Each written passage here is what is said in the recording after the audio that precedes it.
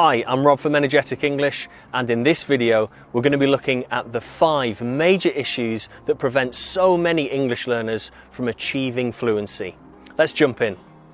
The first one that I want to talk about is this: simultaneous translation. Now, I think all language learners are guilty of this at some level. However, I'm here to tell you that it doesn't help, especially when we're trying to achieve fluency.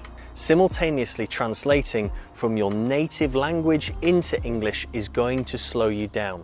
Now, there might be a handful of occasions where this may work, certainly when you're just getting started, or even in some intermediate situations. But as you progress through and get into that advanced stage of your English learning, you really need to start thinking and delivering your messages purely in English and try and reduce that simultaneous translation as much as possible.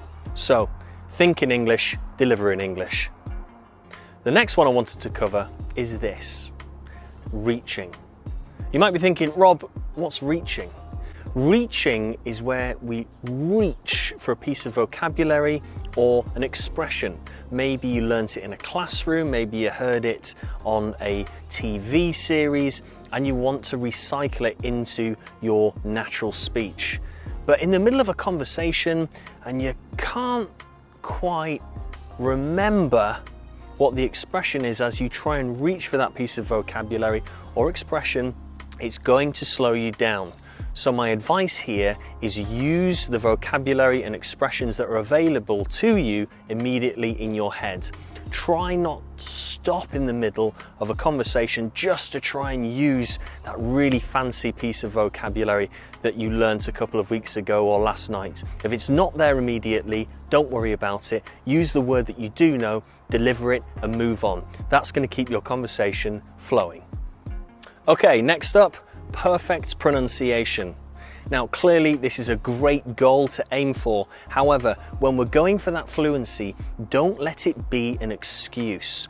Many English learners will try and perfect that pronunciation of each and every individual word in a sentence or expression. Well, if you listen to a native speak normally, they won't be pronouncing every single word perfectly.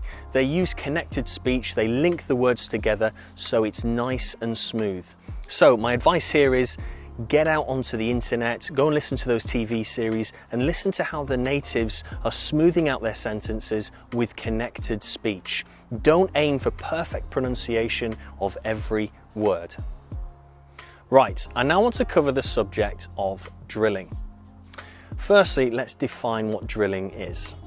Now, drilling is listening to or learning the correct pronunciation of a word or expression and then repeating it again and again. This helps train our muscle memory, our pronunciation skills, and also pushes it into our brain so we remember it. So how does this help us when trying to develop our fluency? Well, by quite simply learning and drilling a number of everyday expressions. Once you have learnt and drilled them, you can then recycle them into your everyday speech to keep your communication moving along smoothly and fluently.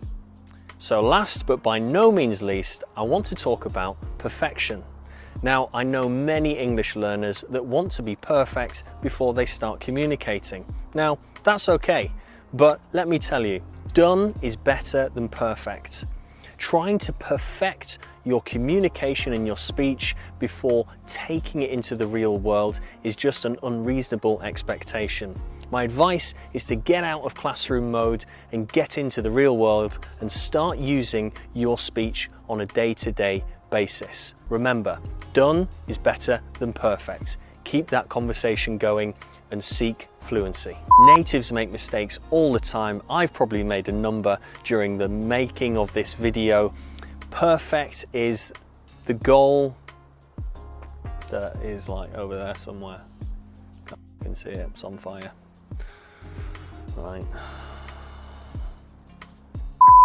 Right, now that we've looked at these 5 areas, you can now go and look at your own fluency development and how these things may help you. Good luck.